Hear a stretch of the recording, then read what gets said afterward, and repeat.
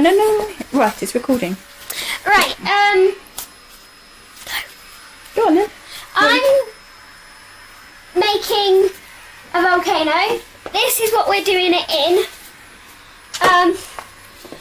If you want to do this, you need malt vinegar, 50 millilitres of malt vinegar. You need red colouring, and you need bicarbonate of soda.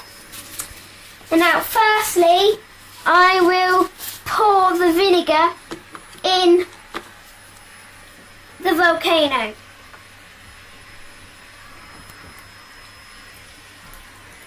Like so.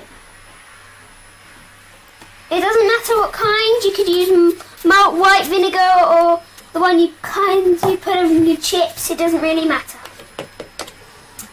Then you take that funnel out, and you undo the lid of I'm going to put a couple of drops in this time. the red dye colour. You squeeze once and squeeze twice, and then you put the lid back on. And then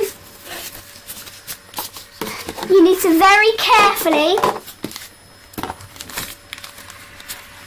open the bicarbonate of soda, scoop a tiny bit out, like that much, put it in